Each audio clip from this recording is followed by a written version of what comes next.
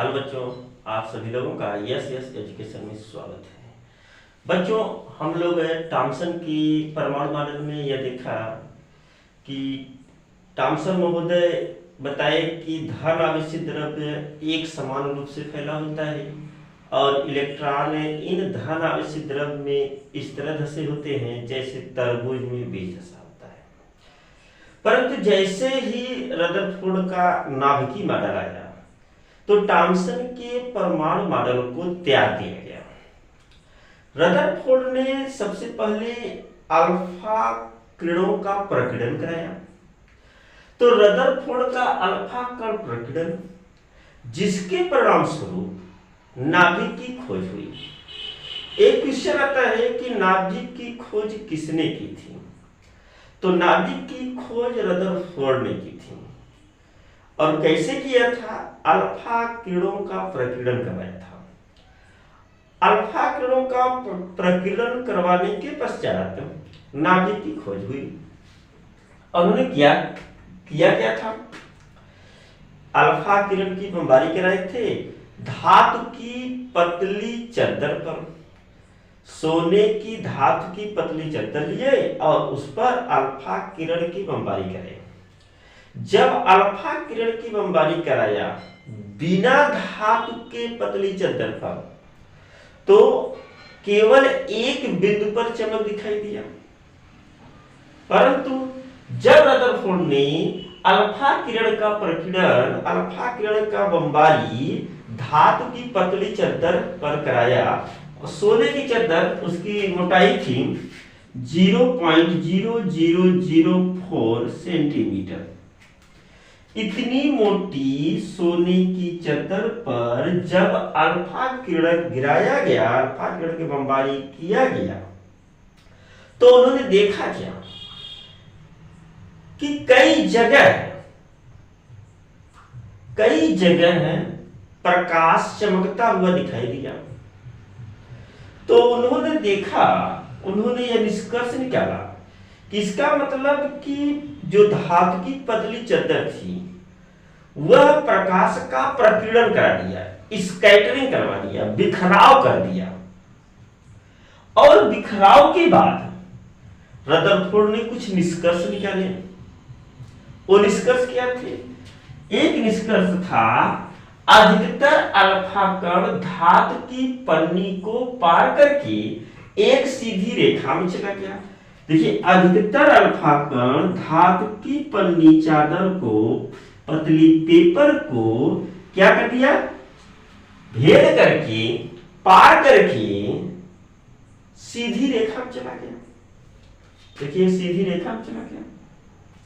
तो उन्होंने क्या स्पष्ट किया कि परमाणु का जो अधिकांश भाग है वह खोखला है, रिक्त है।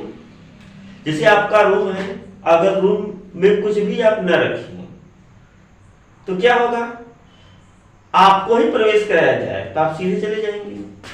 लेकिन अगर जगह जगह पर कुछ सामान रखा हुआ हो, आप उससे टकरा जाएंगे, डिफेक्ट हो जाएंगे, अपने रास्ते से विचलित हो जाएंगे।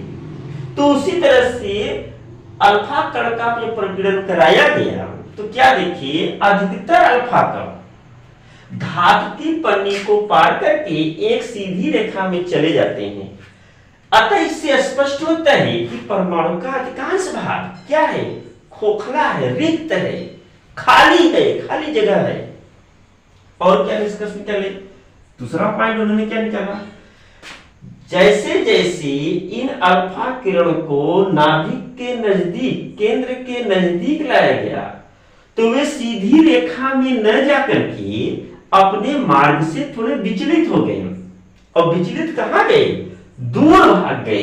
दूर जैसे जैसे नजदीक आया गया वैसे वैसे ये अपने मार्ग से डिफेक्ट हो गए, विचलित हो गए। और कहां विचलित होकर गए? दूर गए।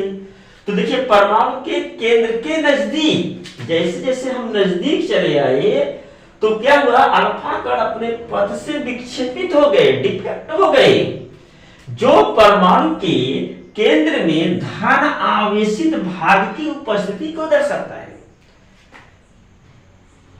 डिफेक्ट होना दो तरह से होता है, या तो आकर्षित कर ले या तो प्रतिकर्षित कर ले। तो यहां पर क्या हो रहा है, दूर जा रहे हैं, चूंकि अल्फा कण क्या होता है, धनावेशी। जब दूर गए तो इससे स्पष्ट हुआ कि जो ये आपका एक केंद्र है वह क्या है, धनावेशी भाग है। तीसरा उन्होंने क्या निष्कर्ष किया, बहुत कम अल्फा कण टकरा कर पुनः अपने ही मार्ग में वापस आए। बहुत कम अल्फा कण जाकर के टकरा करके पुनः वापस आए।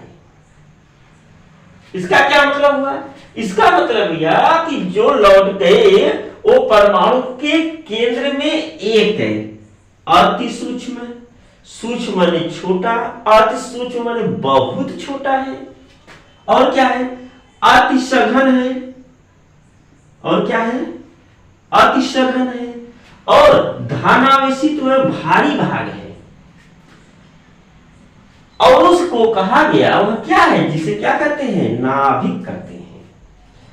बहुत कम अल्फा कण टकरा कर पुनः अपने ही मार्ग पर लौट आए, जिससे यह स्पष्ट होता है कि उसके केंद्र में अति सूक्ष्म, अति सघन, धनावेशी तो भारी भाग है, जिसको रदरफोर्ड महोदय ने नाम दिया क्या, केंद्र, न्यूक्लियस।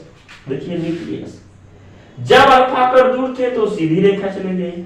इससे स्पष्ट हुआ कि रिक्त है, परमाणु खोखला है। जैसे जैसे नजदीक गए उनमें विक्षेप हुआ, डिफेक्ट हुए, अपने मार्ग से दूर हटे।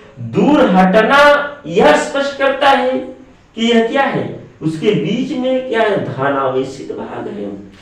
और जैसे नजदीक आए अपने मार्ग से विचलित हुए लेकिन वापस लौट गए, तो अगर क्लियर हो गया कि जो बीच का भाग है वह क्या है, न्यूक्लियस है, नाभिक है। इस तरह से नाभिक की खोज हो गई। अब नाभिक की खोज जब हो गई, नाभिक की खोज होते ही रदरफोर्ड का परमाणु मॉडल जन्म ले लिया। थॉमसन ने बताया कि हर जगह धनावेशी द्रव्य है, हर जगह। लेकिन रदरफोर्ड जब नाभिक की खोज किए तो उन्होंने कहा नहीं, हर जगह धनावेश नहीं है, एक छोटे से भाग में धनावेश है, जिसको क्या कहा गया, नाभिक। और रदरफोर्ड जब नाभिक की खोज कर लिए तो जन्म किसका हुआ, रदरफोर्ड के परमाणु मॉडल का। अब बच्चों हम लोग पढ़ेंगे रदरफोर्ड का परमाणु मॉडल।